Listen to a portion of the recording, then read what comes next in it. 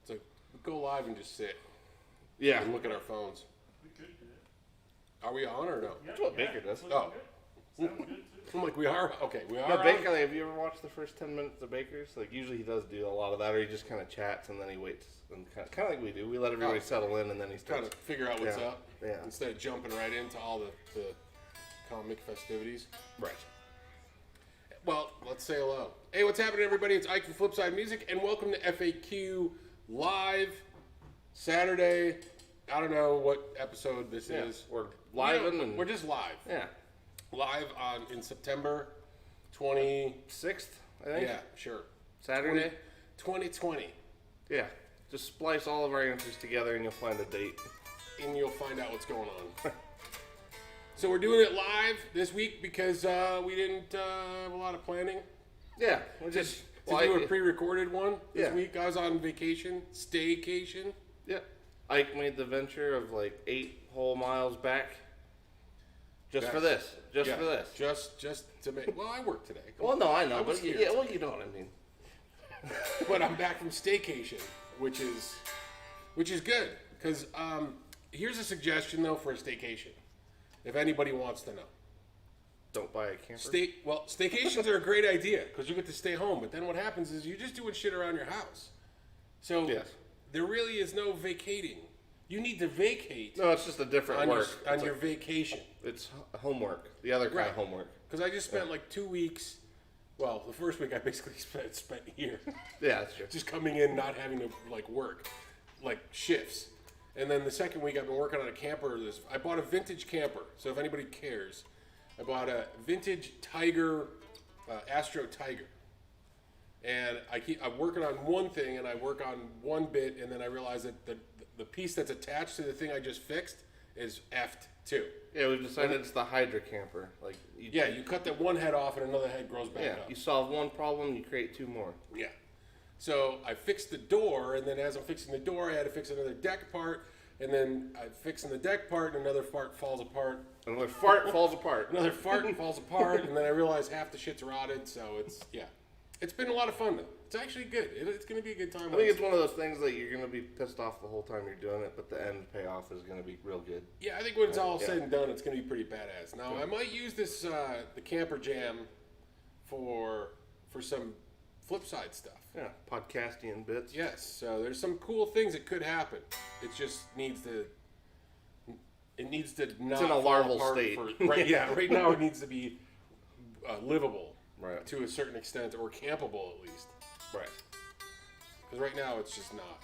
No. Like I was saying, I think I told him earlier, like it's like if you took the top of a tuna fish can off, and then tried to put it back on the can. I'll just reseal this real quick. Right after it's kind of like that. It's like welding a tuna can back, tuna top on. I don't know. There's some crazy bastard out there that's actually done that, though. Yeah, sure. I did it. Totally did it. All you need is a box of crayons, some Swiss cheese, and like a fucking torch. Only took me like 2.5 hours. Totally did it for my grandma. She had a tuna camper van, and I took care of it.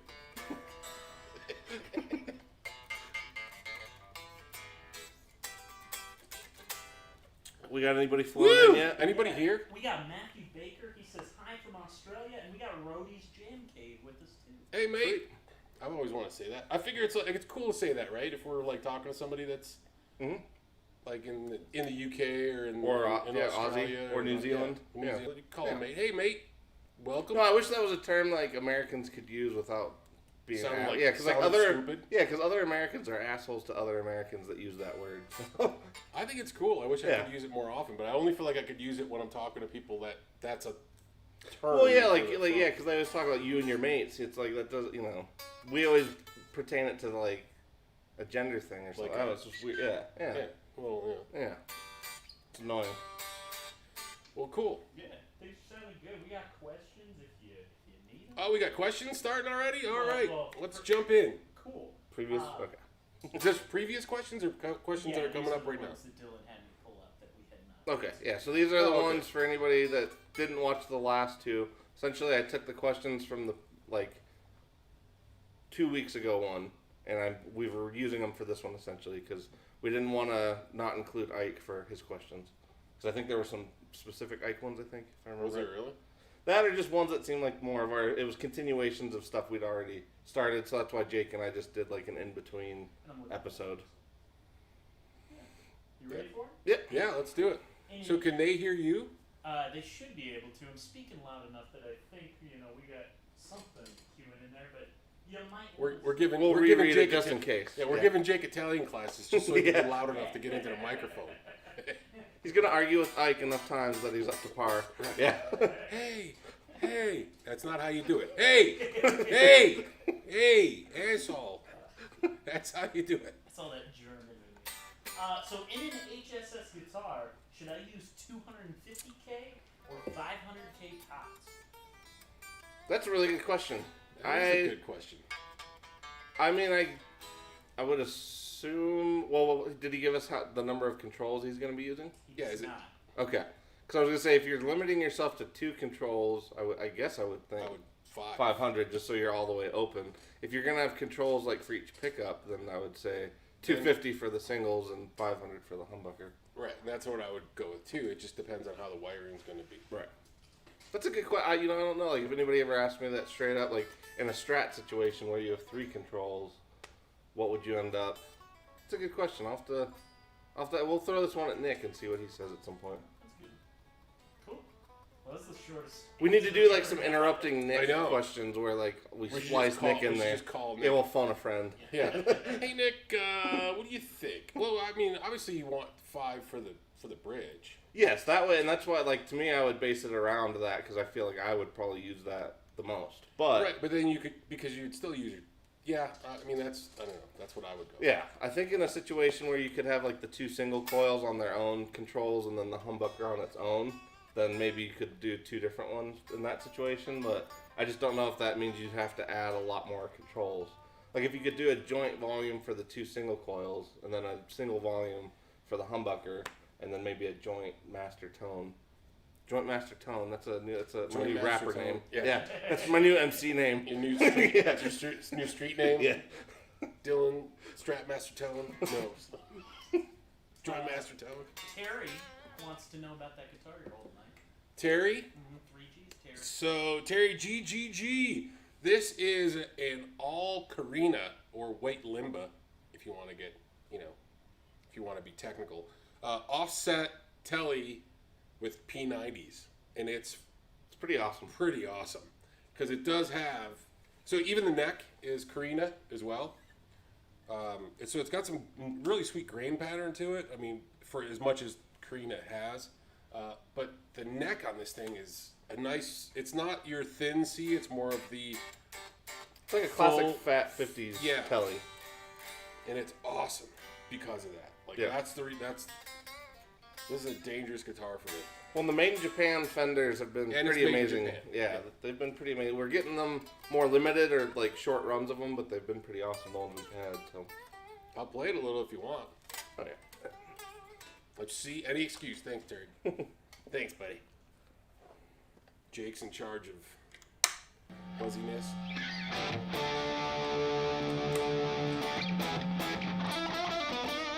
Oh, and then Jake, if you want to go to the Fender mode, just get rid of the favorite switch, and it'll go right back to the Fender mode.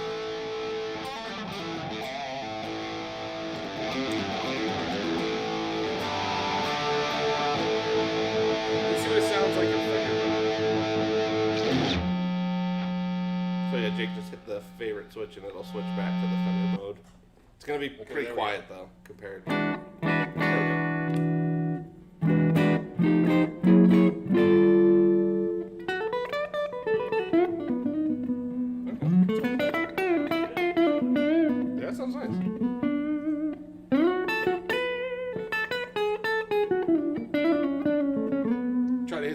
Notes on the pentatonic stuff, so everybody's like, yeah, fucking dad blues, you won't suck. Like harmonic minor. Right, here. There you go. That's a L side.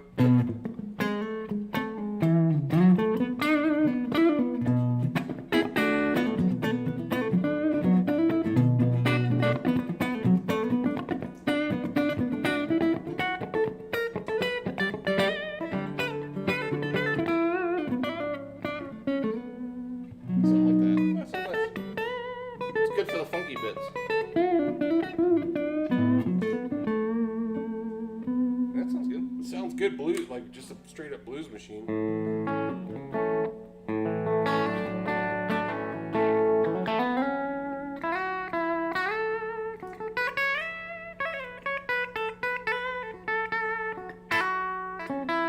Terry digs both the guitar and the line. Thanks, dude.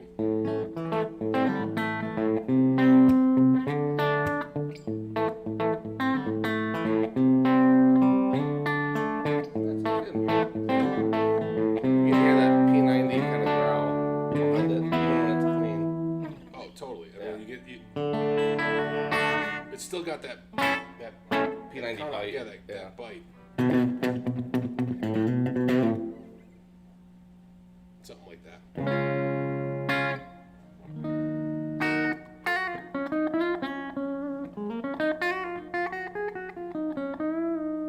Could do old school. What is it? Commodores, right?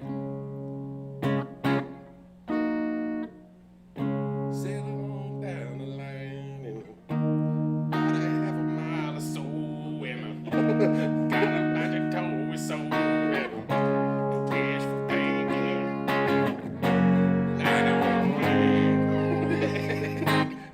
I don't know where the hell that came from, but it just popped in my brain. I don't know why I got a lot of Commodores that rolls around in my brain. It's a lot of old school funk in there. Yeah, lately I've been watching these funny where they take the two songs and kind of splice them. Oh yeah, yeah. And there's yeah. there's one that was particularly great. It was somebody took Mother from Danzig and put the Temptations. Father was a Rolling Stone, Oh, that's and their great. Papa was a Rolling Stone. They Yeah. put the two together. It's amazing. Like Yeah. Mother was a Rolling Stone, yeah, pretty yeah. Well, Mother. Yeah. But yeah, it was pretty great with the Temptations doing like the whole chorusy part behind the regular Danzig guitar parts. We got questions anytime you want. Questions, bring them. Next one.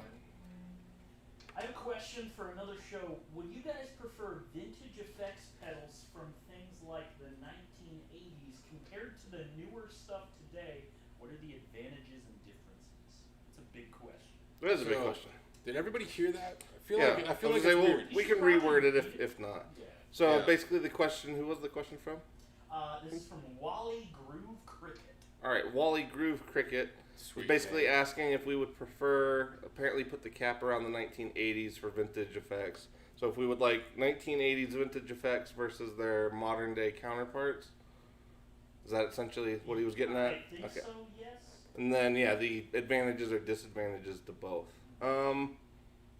Well, so if it was a vintage pedal, It's but twofold, it's yeah. rare. I mean, and you can't get a modern day reproduction of it. I would say I would want the vintage. Now the thing is I mean, there's really good modern day reproductions of a lot of things. But, Yeah, because I feel like we're gonna fall into either one. Because like, but we've also had like vintage pedals that were like, yeah, we don't find anything else that does this thing Right. the way the original does it. Like, Well, I let's was say gonna say the Univibe. Yeah, yeah. We have a real Univibe 67 Shania Univibe. Shania Twain. Shania Univibe. Twain. For all you Canadian, for you, Terry. It's the Shania Twain Univibe. And so, like, that thing sounds amazing. Now, Yes. we've played Univibes that are like the Unicorn from JHS, which we feel is like the closest to it. Yeah. But still, if you put them side by side, it's not. Nothing quite does the thing like. Yeah, nothing quite does the Univibe like the real deal. Right. And it could be the capacitors. It could be the some of the bits and parts and pieces inside. Well, and like I it. kind of wonder with that particular one, I thought because even bypassed, it had a little bit of a buffering boost going on. So like to me, I still wonder if like even the buffer circuit that they built for that thing is Has also part of something to that. do- yeah. Yeah, because it's like all those missing like Hendrix kind of sparkly bits were kind of in there, even when the thing was bypassed. So. Right. Yeah, I would say like the Univibe's a case where like the real deal one always beats the reissues or the modern day equivalent. But I gotta say ease of use for certain things. Well, that's 'Cause what, that's what I was that was gonna- my part B. Yeah, because I was gonna say part B would be like if we're gonna do advantages and disadvantages. There's definitely reissues or even like pieces of gear that have been made to, within reason, accomplish the same thing as an old piece of gear, but they do it in a much more usable format. Because like to me, like spring tanks, like nobody brings their own spring tanks anymore. Whereas in like Right. in the '60s, probably into the '80s, if you wanted a really good spring reverb, you pretty much had to have it in the amp or outside of it. Whereas I feel like now, like something like the Topanga, you can get by with that all day, and it's, you know, It's in a tiny. pedal form. Right. Yeah. So I think those are advantages and disadvantages, but like whether we would prefer them, that's a tough one. Like certain ones, because we don't have a lot of vintage effects ourselves, but when you try them, like certain ones do have an appeal, but Yeah, but I think that's also okay. We could, because we're gonna go down the rabbit hole we could of split splicing the shit out of these hairs. Yeah, right.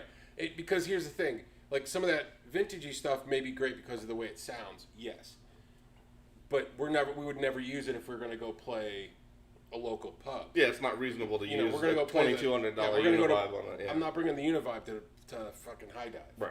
You know what I mean? Or to any, Right, or to, right. to Skylark or something like that. Like nobody's gonna bring it to a club to play, or like a Klon. Same thing. Right, if right. you had an original Klon, you're not gonna bring it. You're not gonna bring it. It would be stupid to bring something that expensive out. Yeah. And that's the same thing. I feel that same way with your guitars. I mean, if you have an $8,000 guitar, whoever has an $8,000 guitar, if you're bringing that to a club to play, that's kind of crazy. Well, even Jake and I were talking about that earlier, like with his Gretsch, like that's one that just he wouldn't necessarily take out that you can get some other equivalents for that would That'll do the achieve, job. yeah, that'll do the job and do it well enough for that situation. Yeah. Now, I would say that it would be great for recording or studio work. Right. Sure. But Or then like if you you're said, gonna the do good shows, your big shows. If Yeah, you big get to that shows, or point. where you got people Yeah. that can watch it. Theater shows and stuff, Something yeah. that where things can be protected. Right. Even then, it could be. Right. You got to be careful. But I mean, as far as consistent use and maybe reliability, I would say more of a modern. I would go more modern, Yes. just because of reliability. Well, and I would say feature sets for some things, because there's a few things now that you just like you wish the old things could do that they can't. But on the other side of that too, like I always wonder. This is something I feel like it's not like a struggle or anything, but I wonder how much it factors into like when you listen to old overdrives or even old amps, like the time that those parts have been in existence, like what does that aging do to them in terms Right. of like, That's another factor. yeah, like does it trick your ear into thinking it's amazing just because those capacitors are, 50, 60 years old, and now you're hearing that influence Instead on of top what- of, right. Well, that's how it is with some. We've seen that with amplifiers. Right. Like, this amp sounds great. Now it just sounds like crap. And then you go get it fixed to an amp guy, and he puts it back the way it's supposed to be. And they're like, no, it sounds terrible. Yeah, what'd you do? What'd you change? Yeah. You've gotten used to the Right. capacitors being, Aged. yeah. Or even faulty. Like, we've met people that have had, like, broken gear that they didn't know was basically broken, and they got used to that brokenness. Yeah, So- so you just leave it the way it is. Right. So I think that covers it, right? Yeah, I mean, I think it's like you said, it's a 50-50 thing. There's definitely advantages and disadvantages to both. Like if we're talking Boss pedals, then I would just go with the modern. Today, I would just go with the modern. Yeah, I would do ones. the same. I would do the same. Like if we're talking, if that's what we're talking about, like vintage effects, like even, Mm-hmm. Like, let's say the OC5 that's coming out. right. It's Versus got like a basically $300 has- OC2 or something. Right, yeah. it's basically got the OC2 in it with a little bit more functionality, so you Right. can do exactly what the original did with a little bit more. Right. So And you're not risking your wouldn't original. Right? Yeah. Why wouldn't you just use that? Right. But reliability, and then there's also cost wise. I mean, if you're gonna go out with a $10,000 pedal board, that's just foolish to make $40, Right. or make $100 even. Let's just say. Yeah. So I don't know. That's That's I a don't good point. Yeah. That's where I'm going with it. Yeah. Frugality. Cool. Next question. Parlor guitars? Question mark. Ooh. Open-ended parlor guitar. Yeah, like, personally, I'm a huge fan, but Parlor guitars. We don't Who's get asking the question? oh, I found it on YouTube, so. Like it was just on some random video. No, I just I was watching another video while this video's going on. The guy says Parlor Guitars. I guess I'm gonna ask a question. I don't even know. He shrugged his shoulders, and I figured it was a It question. looks like a pizza parlor guitar. So yeah, parlor guitars. I mean, Personally, I like Parlor Guitars. I have one. I actually have an inexpensive Tanglewood Parlor guitar that I got like years ago, and it's all yeah, that was a mahogany. good one. Yeah. And I love that little guitar. I mean, it didn't cost me much. It was I think a couple $100. It's a great way little guitar. easier to play for like an extended period of time, just because you're not reaching over that huge body. Yeah, I've found myself liking like a triple O or a folk, Yeah. thinner, kind of like. Well, I think front they guitar definitely mixed have up. their space sonically. Like if you're playing, Yeah. like especially if you're playing with somebody that's playing a dreadnought or something. I feel like they don't sound quite as deep, but you can definitely hear they're more present. They're definitely, if you're doing finger picking, Mhm. you're definitely going to get the better projection that way. Yeah. I mean, they're not the greatest if you're, Right. They'll still do that. They you just know, have if a you're different. sing-songing the thing, Yeah. it's not going to boom as much as a dread. Right. But if you're doing, you know, finger style stuff or something that's going to be more in that style, Yeah, something where you need to pop out a little bit sonically. Yeah. so I think you can cut through a little bit more where you get a lot more bass in the dread. I'm not, you know, we're not small, but dreads can be. I'm personally surprised that parlors are not the standard. Because Yeah. dreadnoughts I think are cool, but like to me, like I feel like parlors are much easier for most people to get along with. Mm-hmm. They're easier for people to move. They're easier for people to take and go and all the whole thing. So like I'm always surprised that they're not just the standard and that dreadnoughts have somehow graduated to like the baritone world where it's like the side guy. Well, Parlor Yeah. seems to be the more common one, right? Like the 30s and the 40s. Well, Yeah, like it a seems more like it, folk yeah. or triple O Yeah. style, I think, because you see a lot of those in the old '60s guitars too. But I mean Tommy Emmanuel plays like a folk style triple O, I believe. Well, even Yeah, like some I of mean, the folk guys. I mean, I don't like. you're Didn't gonna get Arlo around- Guthrie play a parlor? I don't know. You're getting a Yeah. rounder sound with a dread. You're just getting that. You're Yes. getting more of that bassier or that lower end. So Maybe I they're think more it popular when you're sounds- on your own too. Yeah, and I think if you're a solo artist, you want it to fill in a little bit of that bottom, Right. and that helps. Personally, I mean, I don't know. I'd rather play something that's comfortable than something that's bulky. They all it's just another reason to buy another both. guitar. yeah. That's because I was sitting at home and I'm like, I got this '60s Aria folk style. Oh yeah, I remember Remember that yeah. one I picked up? And it's just fun to play. The neck is fat. It sounds pretty good. It's beat to shit. And I'm like, it's super cool. And I was like, maybe I should just get rid of this. And I played it. And I'm like, crap. Okay, now I got another. It's like, great. Now the acoustic pile It's getting is bigger. getting bigger. Like, I need that. You know what I mean? Right. So, but I think Parlor Guitars, yeah, I would give a thumbs up. I would say it's a good one to have.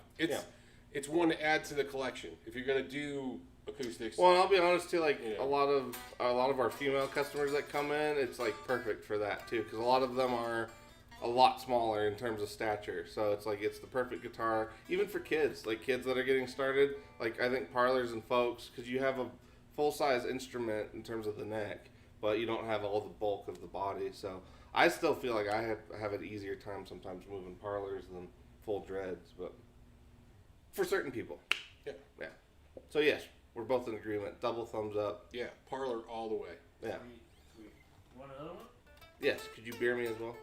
I can beer you. And while you're doing that, So the next question is, what are your thoughts about buying a guitar without playing it first? Thank you. One. No, I'm still good. Considering we run a guitar store, I feel like it's pretty apparent that we like to try things in person. I would certainly prefer. Okay. I I would see- certainly prefer to play a guitar before I buy it. I'm not saying that I haven't purchased a guitar without playing it. But I was just younger then, or didn't know nearly as much then as I do now about buying online. The thing is if you're going like, oh, I really like that guitar, and you buy it, and then the neck sucks. Yeah. You're gonna want to send it back, and then that costs the store. You know, I mean it's an expense to the store. It's a hassle for you, and it squashes your dreams, quite frankly. Let's say you buy a guitar and you're like, this is my golden guitar. I can't wait to have it, and you get it, and you're like, shit. Yeah. This is trash. You know, like you just had these hopes because you thought it was one thing, and it's not. But there's so many different neck profiles, and if you like something more specific, you know, that's going to make a difference. Well, yeah, I think you actually just hit both points that I was gonna sort of summarize or at least edge into, because I feel like that's one thing that like a lot of customers probably don't think about is like what is involved with sending a guitar out and then having it get sent back. But it's like in instances where people live remotely, like if you live in the middle of Montana or somewhere and there's literally just nobody around, then like you have to. Yeah. And it's like I think it's cool that we can that's an option now. But I think the only people that are really good at ordering guitars online, or at least the people that maybe have an easier time with it, are players that are super experienced. Because then they already know roughly what they're going to get or expect. And it's like it's the people that are brand new buying stuff that they've never played before that's where I feel like it's difficult. Because like you said, Yeah, like because there's some people that know just enough about guitars to be a pain in the ass. right, or even just like you said, we can't when you're in person. Like you can explain certain things and certain concerns and certain things that might happen in the future. Trying to relay that stuff in an email just doesn't work. It just doesn't. And so it's like you get certain people that like they read all this stuff and they've just totally convinced themselves that that's going to be the one, and then they find out because they haven't played it before that it's not, and then they get all, I feel like they get bum hurt, and even sometimes people write off whole companies because they had one bad experience, Right? And they're like, oh, that whole company is shit, because like that definitely is not the case. Like we have guitars from all companies that some are better and some aren't, but it's like if you just happen some to better get preference, right? Some people have a different preference. Yes. Oh, I didn't expect it to be that. Well, there's some stuff I've played for sure that I'd never in a million years, like, because everybody was always telling me, like, because of what I play, that I would want a thinner neck, only for me to find out that I really like a thicker neck. So it's like, for years I was trying stuff that was on the thinner side, and people kept telling me that's what you want for what you're playing, and it's like, until working here and playing a lot of different necks, now I know that I like something that's a little on the heavier, thicker side. yeah, so. a little beefier. Yeah. Well, that's like, very similar situation for me. Right. The fat neck is way more comfortable for me. But Right. that's also like if I'm going to be looking for Your Strat's a perfect example of oh, that. my Strat I've had since '89, and I Right. barely play it. I actually picked it up yesterday and plugged it in. I was like, man, it sounds. It's got the sound, that's it's for sure. so stratty and so cool. But I don't really like playing it because the neck is so thin. It's the late '80s Fender trying to get after the shreddy crowd, Right. and it just doesn't do what my '72 Greco Deluxe does. Right. Because that's got a fat neck on it, and it's like or my Texas Toast. Yeah. It's got a fatter neck. Well, even like the thing last guy I sold the Ventera to, when I put it in his hands, like that was the thing he was convinced, absolutely convinced he wouldn't like the thick, soft V-neck. Just absolutely convinced. But he never played one. Right. So I was like, dude, just try it. It's like, I swear I know on paper it sounds like you wouldn't like it, but just try it. And that was the one he grabbed. So it was just one of those things, like he was almost dead set to not try that one. Right, and that's the thing. I think the best thing is that if you can try as many, or if you're in a position, if you live remote and you go somewhere, try a bunch of stuff and document what you like. Oh, yes. This says it's a slim C neck. Okay, yeah, I don't really like that. Right. Oh, this says it's a a fat U. Oh, okay. You know what I mean? And then you could have a general idea of what you liked and what you didn't like. Right. Now, I think for us, because we've played so many, we've played so many instruments, we kind of get it. Right. What is this? What's a modern C? What's a full? What's a fat? Well, that's kind of what what's I mean. a fat D? Yeah. Shit Yeah. like that. Well, that's what I mean about like an experienced player is gonna know that. Like somebody like like some of the players we have come in that have been playing forever, like Mario and even JP and like those guys that have been playing for long, far longer than I've been alive.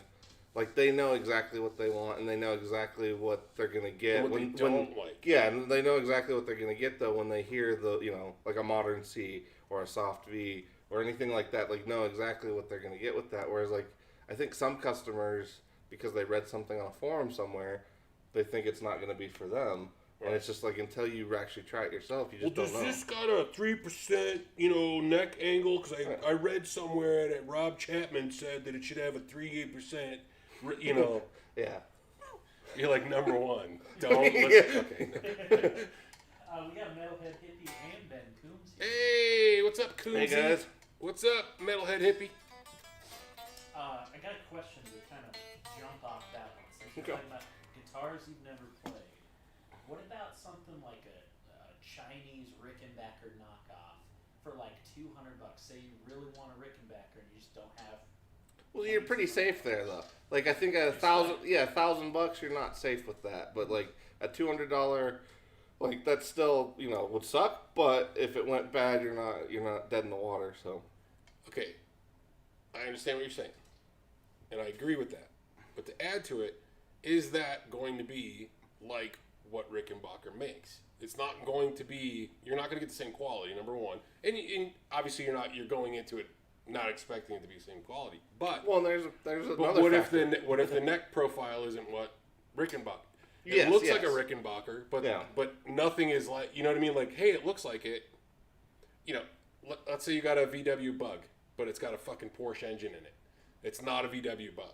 Yeah, Vice versa. way better. What if you go to Porsche? What if you go into a Porsche and it's Yeah. got a VW engine in it? Right. You're like, That's "Wah, wah, almost wah," another one. and that's what I'm saying. Yeah. That's what I'm saying with the Rickenbacker. It's like, hey, look, it looks exactly like the Rickenbacker you want. Then you put it in your hands and you're like, I think I'm gonna make this into a pile of toothpicks because it's a piece of shit. And that's what I'm just saying is that could be the problem. Yeah, is that that's you a good get point. something and it's not. It's so so far removed Yeah, from- aesthetically it's right, looks right, but everything is wrong about it. Yeah. And then it's gonna deter you from getting the one you really want. There's a flip side to that though, and Jake actually illustrates this too. You can get them. Well, you've got one too. Grecos are like an instance where you can get something at an eighth. Fraction. Yeah, an eighth of the price of a Gibson, and yet most of the time, spec wise, it is basically the same, and visually, it's 100%. But we're talking about different shit. That is true. I'm just saying, like, it can't happen. That's a different Yeah. thing. Greco was Well, yes, yeah. they were doing it exact. China, saying it's possible. they're going. Well, yeah, that's true. Close enough. Put it in the box. Yeah. That's true. And it's gone. You know what I mean? Like the Grecos, though. I mean, eventually Fender used the same factory that made those.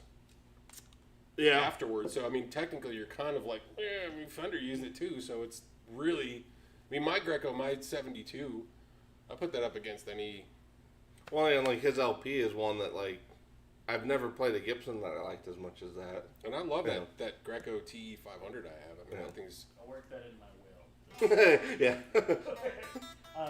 Since you mentioned putting an engine in a VW, literally one of the other questions is, you wouldn't put a V8 in a Geo Metro. Are we doing players a disservice by telling them to upgrade pickups? Okay.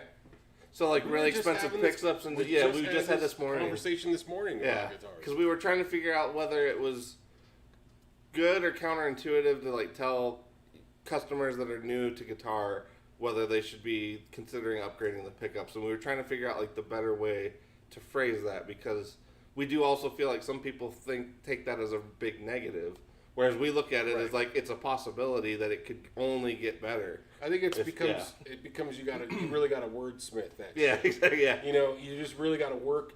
I think it is like, hey, here's a nice guitar, and if you stick with it, it's a really good guitar to get you to the next level. You can keep this guitar past the starter period, and then once you get to a point where maybe you're starting to define what your sound is, then you could upgrade your pickups to something that maybe falls more in the style. So let's say you start playing a Strat, and you realize, hey, I'm pretty good at this, but I want to play more metal stuff, or I want something that's heavier, but I still want to keep the guitar because I can't really buy a $1,000 guitar. Yeah, you got to work with I what want you to got. stay with this $400 classic vibe, but I want it to be more metal. But then you can go out and buy a set of DiMarzios or Seymour Duncans or bare knuckles or whatever choice of pickup you want. I mean, some of this stuff is going to be more expensive than the guitar itself, but you know what I'm saying.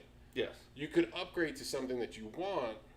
Well, and therein you lies more probably into the heart of that dude's question is like, is there a threshold for the guitar that like warrants going ahead and investing in the pickups, or is it going to be one of those instances like, because we get this a lot, where some guy takes a Squire, decks it out like crazy mods, everything you'd want it to be a player grade guitar, but nobody would ever in a million years pay for any of those upgrades. Like nobody would ever pay for any of those mods.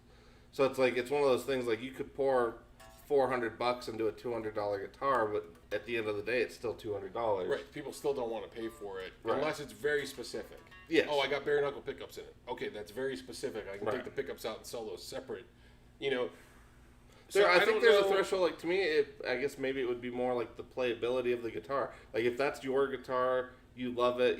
You've played other ones and you just can't get away from loving that guitar. Then I think put anything in there that's gonna make it the best it can be for what you're doing.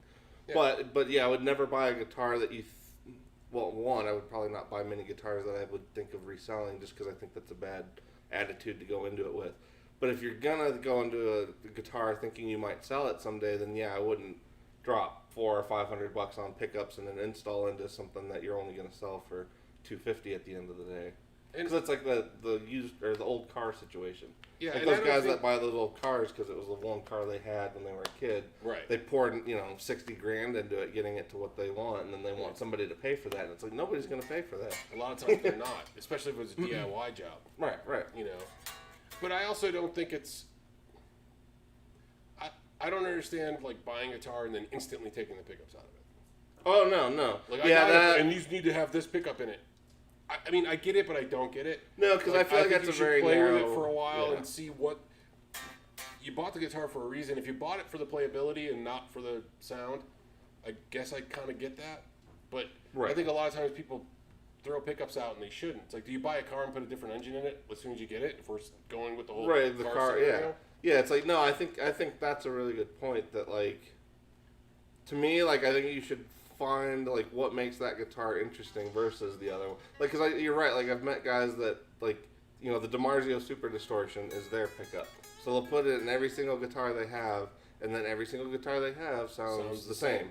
And so it's like you're at that point you're just changing like the way it plays. You're not changing the sound. So it's like to me, I think it's more interesting to have guitars that do achieve a sonic difference in addition to a playability difference. I agree. Yeah. I think that was a good question. Yeah. What else we got? I like the fact we got some questions. Yeah, we got some more tone kind of questions. We're all being ultra hygienic these days. Should you always wash your hands before you play? Because obviously it keeps your guitar cleaner, but does it make a difference with strings? 120% yes, you should wash your hands before playing. Just for the oil. Just for the oil in your hands. Like that alone will help. At least for me, like I tend to be, I'm kind of oily. You're probably kind of oily too. We lean that way. Like I think it degrades strings quicker, but to me, it's more of a, like I can tell 10W30. the feeling. Yeah, yeah. I can feel like the difference. Like to me, like strings feel like almost tacky if I don't wash my hands before playing. I don't have that issue. I usually don't. I just play my damn guitars. I just pick it up and I go. Well, I don't do a hygiene routine prior to playing. I don't have a hygiene routine, but I do wash my hands before playing. Brush your teeth, do a little flossing, maybe a little manicure, and then get after it. Well, I did clip my fingernails. I mean, I usually just I just grab the stuff and play at home. Well, it depends on what I've been doing. But yes, like if I just ate dinner and I'm gonna go play, I'm gonna wash my hands first. Like that's just the way. Yeah. I mean, if you're not gonna eat a bunch of chicken wings and they go, hey, look at this, put some slap bass.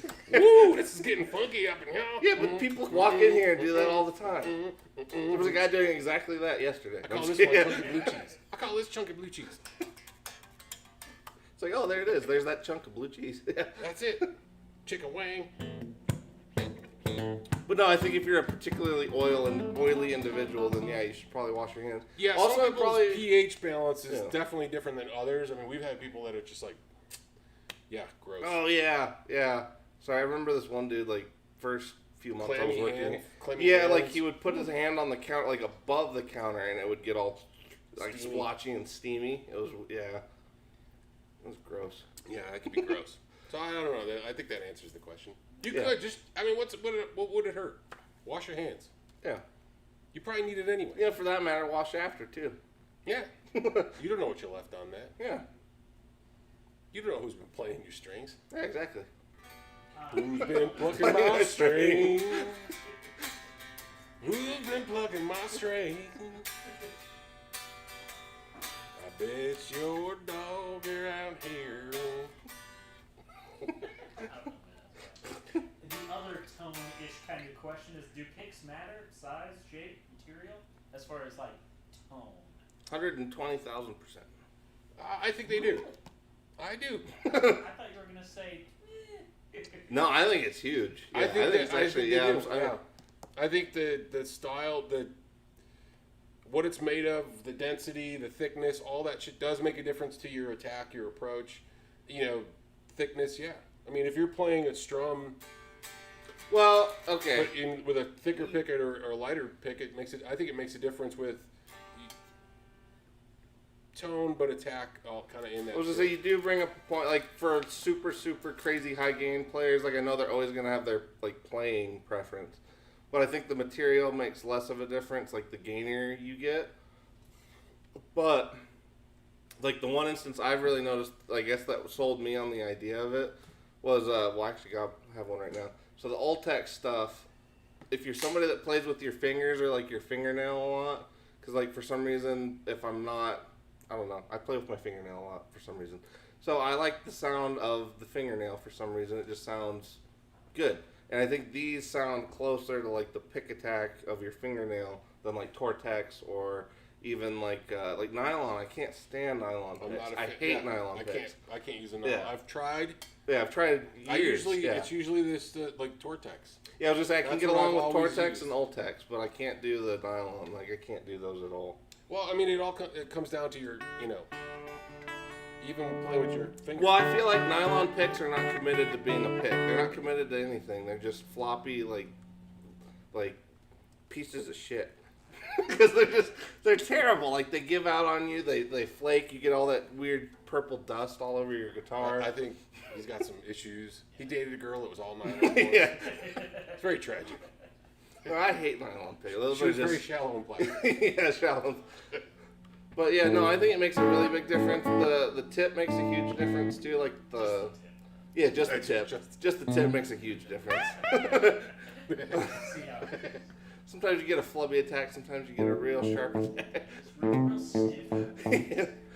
But yeah, no, I think it makes a big difference. But again, probably goes to what we were saying earlier. Like I wouldn't know that if I hadn't tried all the picks that we have. Yeah, you just gotta just go through it. This one's. I mean, you're like, here, try this, and I go, okay. Yeah, it's funny. We do that to each other a lot. Like each other. Yeah. I really like this one. No. We've tried it with like gravity picks, and then I think there was a couple other people who were like, oh, I use this, and it's like 2 mil. Yeah. And I'm like, yeah, 1.5 mil is about the most. Nico and I use the blue guys. Yeah, I was gonna say Nico and I actually did discover though, like for metal guys, the thickness it really does change like the fatigue you'll get in this joint. So like if you're a metal guy and you do a lot of chuggy bits, for whatever reason this particular joint on your index finger will get like fatigued after a bit. And so we noticed like if you have a thicker pick, that'll immediately go away because you're having to do a lot less work for that amount of attack. That makes sense. So like we did notice that. Like that was the only thing where I really noticed like a physical difference where like playing a thicker pick actually made you do less work, therefore you didn't get as much of a like pain in your joint. Because if you do a lot of chuggy bits, it's pretty common to get like some pain in there. So Chug.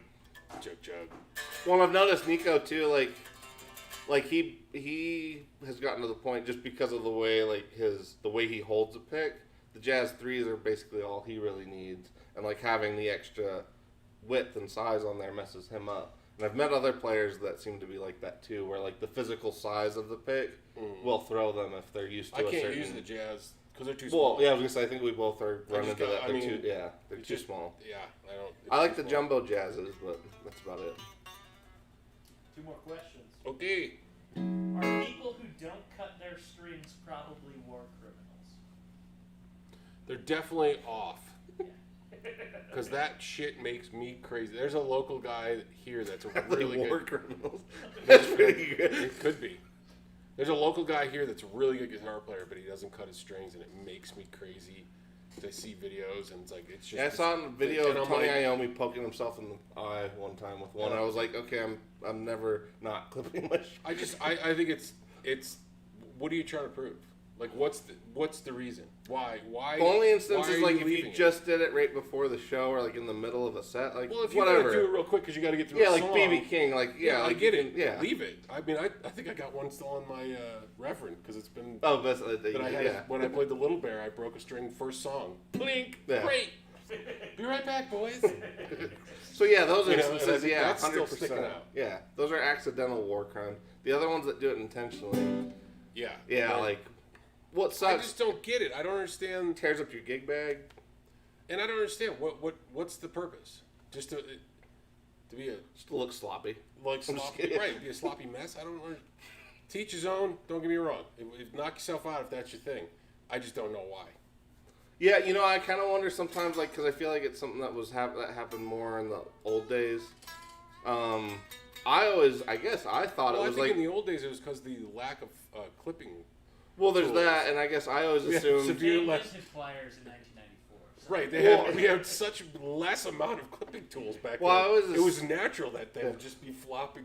It was the 70s. Everybody grew it out, bro. flopping. Everybody grew Even it the out. strings are growing out. Yeah, even the strings are bushy, bro. I always assumed it was also because strings were less, like, it was harder to get strings. It was harder to get replacements. So I always used to wonder, because they used to So overwind. loosen them up and tie them back together. Well, that or like You've seen. well, I've seen guys that used to overwind it so that, like, just in case if it breaks, you could still get another winding or two out of it to get through. So I used to think maybe that was why, but Yeah, it could I've be. never understood, because like it rips the shit out of your gig bag. So I'll I don't go know. with war criminal stuff. Yeah. So yeah, war criminals. We're decided. Yeah. Last question we had. We've been going for almost 50 minutes, so that's pretty Okay, good. that's about right. We're We good. got the whole party here, by the way. Everyone from like Jeff and Dastardly Dave, Texas Toast, Metalhead Hippie. Yeah. Just Sweet. whole- The whole All crew's the here. crew's here. Yeah. Sweet baby Jesus. Last question. Where'd your tone go? I was like, Yeah. what happened? Alright, sorry. That does actually sound really good. Last question is, what's the worst guitar habit you have? Worst guitar habit? Okay. What's that? The worst guitar habit that you have. I don't slow down enough. I think, like, when I was trying to take lessons with Dave, I think that was my, like, if I had to pinpoint, like, the habit And of... by slow down, he means listen. No, like, no, I listen. It's more I like... guess I just don't listen when people are talking to me. No, I telling do. me I things. listen. Hey, I listen more than most people. I just don't do it. Yeah, no. Well, yeah, I'd make it my own mind. Hey, Dylan, can you take this out? Sure thing, Ike. 4 days later, Dylan, did you get that done? Yeah. Hey, I got like 90% of the other 17 things done. Yeah. Well, I do throw way too much shit out there. But no, like, worst habit for me was like when I'm trying to learn something, like for some reason I have a hard time like slowing down and really like nailing the technique of it before I try to get it up to speed. Because I feel like sometimes like I have some weird emphasis to try to play it at speed rather than just like going as minimal and as slow as possible. Sometimes that's the way to really get it done. I'd say that I'm probably the same, prone to that too. prone to the same thing. Just because you want to get it to sound right, Right. but you sometimes got to go. Right. You know, Right. to get the right. Well, to me, like, if you don't get it to the right timing, it might not even have the right feel. So, like, Right. like, yeah, I have a hard time with, like, just knowing that I need to break it apart, slow the hell down, and yeah. Oops, sorry. But yeah, no, the same thing. I'll do that, and I'm like, God, I just can't get it. But then if you slow it, and I think for me, I should count more and Yeah. be better with the counting because I Well, don't. that's probably a Because bad what habit. I do is don't I play with just try to nail it and then feel it and then hit it and go, okay, I'm there. Yeah. But if one thing, the problem is like you count it, you hit it every time, and especially if it comes on a weird. If something has to start or a certain solo has to start on a certain beat, and you don't really quite hit it and you don't feel it, it's one of those ones where you can't feel it as easy as other things. It's tough. So counting, I think. Yeah, for me, like, then, yeah, I would say the other side, I guess I would say a good bad habit, but in, like, it's from not doing something is not playing with a metronome. I don't play with a metronome nearly enough. I do, but it's just not nearly enough. So I would say that's probably my other, like, bad habit. Is just I should probably just have a metronome all the time, like when I'm working on something. But My other bad habit is not practicing enough. well, yeah, that's true too. Yeah. That's true. Is that our last one from the previous week? Do we have any floating around in the chat? Not really. Okay. Chat, we had a couple people like Wally was like, yeah, why do you strings after you play? No way, but it's just Okay. But that's been it. Yeah, I mean, I think we're right about the right amount of time. Anything you wanted to cover this week? I don't know. Is there any last questions you guys have? Yeah, get a last minute one in there.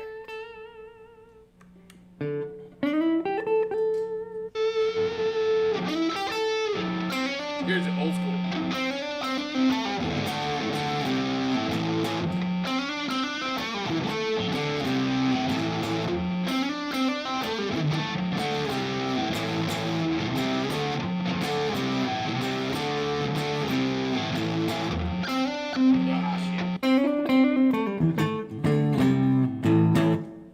This sounds. Let's do.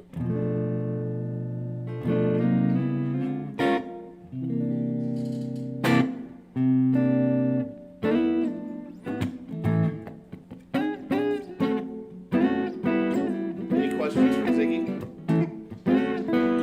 He did his performance review last week. He actually did have an improvement this week. I think he did pretty good today. Yeah. He did pretty good. Wally asked, what's the warm-up period? I think he means like the amount of time to warm up. But I asked him to be sure. Well, I kind of like how we always used to have like a warm-up song, like a dedicated warm-up song, pretty much. Because I felt like that usually was like if you have one that, especially at a good medium pace, that just kind of gets gets you into what? It's just remember the old Adam Sandler song. Which one? No, I can't say it. Oh, It's well, dirty. okay. It's a Fine. dirty song. Oh, okay. I Well, checked the at a box medium that said, pace, This you is know. not Yeah. made for kids. What's that? I checked the box that Said it's "Is not this made for-" kids. Okay. And I said, No, yeah. All right. I So put I that on won't all lie of for our you. videos. You have to find it and listen to it. All right. But yeah, no, I mean, I think having like a dedicated, if you're playing with a band, like having a dedicated warm up song is a good idea because it gets everybody. To me, I think it's actually a headspace thing too. Like warming up Yeah, is you a kind headspace of get thing. into the Yeah. because we do that too. Like when we start, we'll sometimes be like, hey, let's just do a blues jam and like in A or something, and just let's make it snappy. Hey, let's make it snappy. Not quite my time. Right. I'm just kidding. But no, I think it's a headspace thing as in addition to a body thing. Like if you're not gonna run through some shit before you show up to practice, then at least have everybody play a song, and that way you guys are all kind of in the. Because I feel like too with a band, like having a good warm up song gets you in the state of mind for that kind of band. get you ready because Yeah. And I think it's because I know for me, a lot of times I'm leaving right here to go to the practice studio. Right, you're in a It's like totally I'm different. still in yeah. I'm still in work mode. I'm like I gotta email that guy back. I gotta do this. We gotta make sure we get that thing out. I gotta make sure I order that thing Right. first in the morning. Like my brain is still on. Great, we gotta do that. I gotta do this. And by the time I get to practice, I'm not in. You're not focused on practice yet. Right, Yet. I'm not in practice mode. I'm not in make music mode. I'm in Right. business mode still. So it's like, okay, I need Right. to, and then, sometimes you need to find something that helps you get there faster. Yes. Sometimes it's beer. Sometimes, sometimes Herbs. you take a Tylenol about a half an hour before you go to practice. You know what I mean? Take one of them Colorado Tylenols. By the time you get to practice, you're pretty mellow.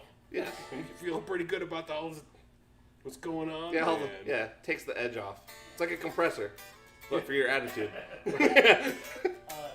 Also, Texas Toast Guitar said that all the Flipside boys should go down just to mustaches, and I think that's. You guys are fucking hideous with those mustaches. I know. No way. I had lunch with those guys yesterday. There's no chance. Although I feel like Chris should grow his out and do the twisty. And Well, then he go, could totally- and then go sharp with his. Like he should go Yeah. sharp with this and then twisty. He could totally pull off like a Doc. Because he could be Holiday. like, hello, Yeah. Mr. Belvedere. Yeah, Good to see you. he could totally pull that off. Yeah. Oh, Mr. Beauregard, I believe.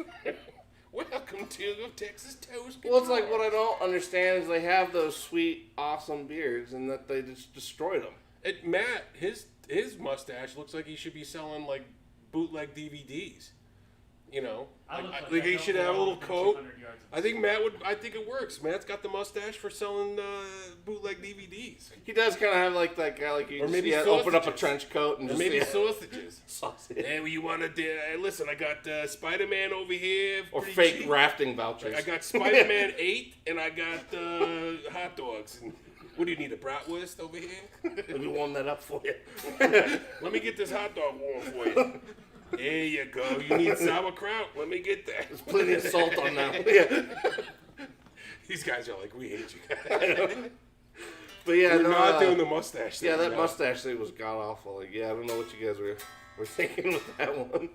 Well, I remember I walked into the restaurant yesterday, and I was like, what's going on with this move here? You're like, just like, no. And Matt's no. like, we're doing mustaches now, Ike. We're doing mustaches. I'm like, I'm not doing mustaches, bro. I'm not going to do Like, I it. guess I'll just leave then. But yeah, Matt, grow back the rest of your beard ASAP. Beards. Got to go Yeah. back to the beards. Yeah. Or we do mutton chops. I would do that. Actually, I think Do the Matt, mutton. Do the Matt mutton. could totally pull off a Lemmy. Matt could I pull think off Matt a Lemmy. could do the mutton chop. Yeah, he could do a Lemmy for sure. I think Chris should go twisty mustache with the pointy, like almost like Doc Holliday. Well, Yeah. Doc Holliday or who's the other guy? Fried chicken guy. You know. KFC? Yeah. Yeah, he could totally The pull off Admiral. a Sanders. No, the Colonel. The Colonel Sanders. He could do a Colonel Sanders move. Yeah. And then Matt does the mutton chop. Yeah, I think Matt could totally do a Lemmy if he wanted to. Yeah. Just let the mustache consume the rest of the face and you're all good. Alright, well that was probably a good spot to call it. And they're like, An bah, hour. bah. What's this reverb that I'm hearing? Well, there's a little bit of room on the pedal and then we have like the effects from the mixer now. So like, Jake's just like, throw a little verb on there. He's been hanging out with Nico too much, so he's like, throw a little verb on there. My mama done told me I need some reverb. Oh, I can hear that in the thing too. Oh, yeah, yeah. Oh, there we go.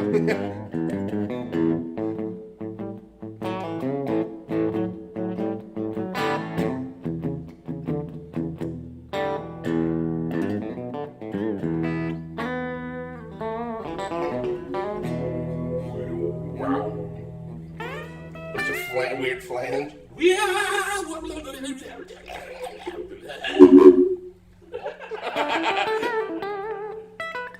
Did you ever play Fable? Now we Jake? got fun things to do. I was gonna say, sometimes when he does that shit, it sounds like the hogs, those weird little creatures. Yeah, that's what it sounds like. Yeah, that was a good franchise.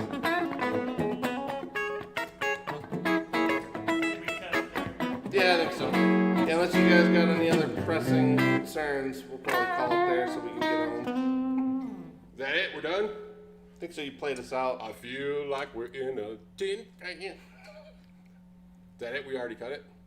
We still live? We didn't say it on the flip side yet. Okay. Oh yeah, that totally works. Take all that shit off.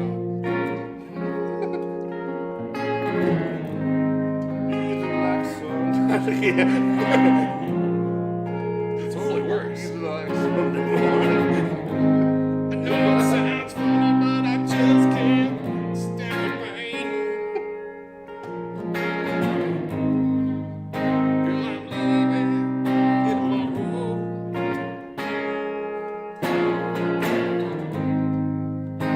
Seems to me, girl, you know I've done all I can. I thought we were gonna fall over.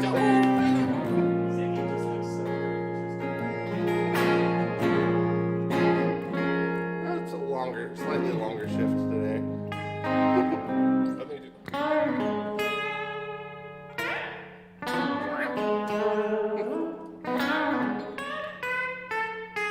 Or something like that. Alright, that's a lot of.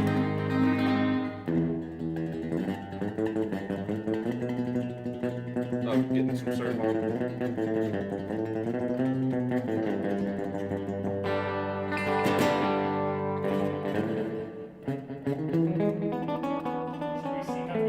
We're still live, by the way. Are Are we? Yeah. So now we just went off the rails and we're just like, we're doing what we want if you're still Now we're fucking just around. messing with our mixer. Has it got real-time distortion on it? Does it? It's gotta be awful. Well, what's weird is it's going to be after the preamp of the Iridium.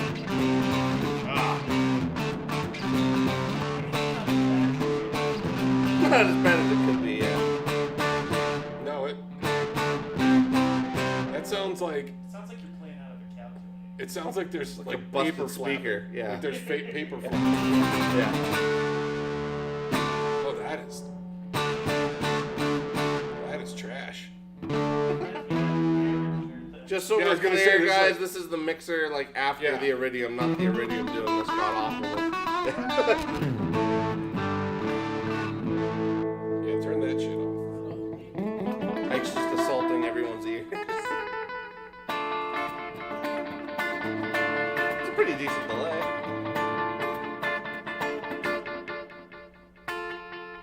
I mean, it's basic, but it's pretty good.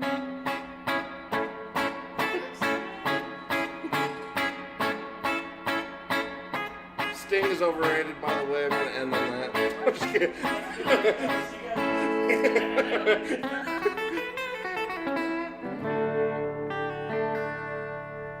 Or as I like to call him, Stink. You're so unrefined, Dylan. Well, if he didn't squawk like a weird animal, then He that'd was be. one of the first adopters of the Schaefer replica. Was he really? Yeah. He actually In your has face, Dylan. He does actually have a pretty great bass tone, but actually, I don't really. I think does he use a? I feel like he's not like.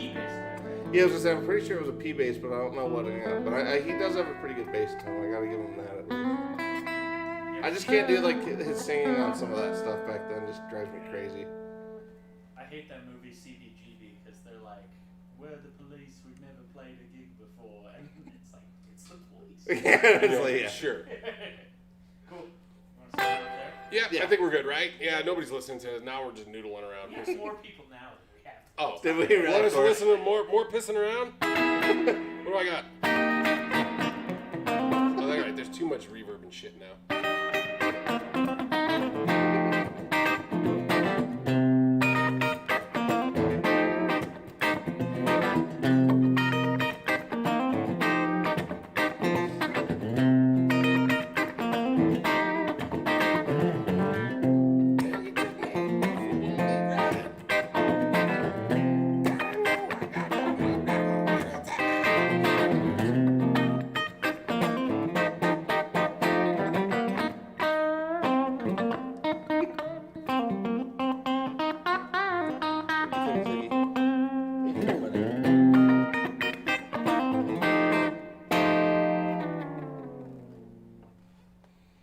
It's the fade. Cool. It's the fade out. All right, we good? Thanks for watching. Hey, we'll catch you guys. On the flip side. Yes.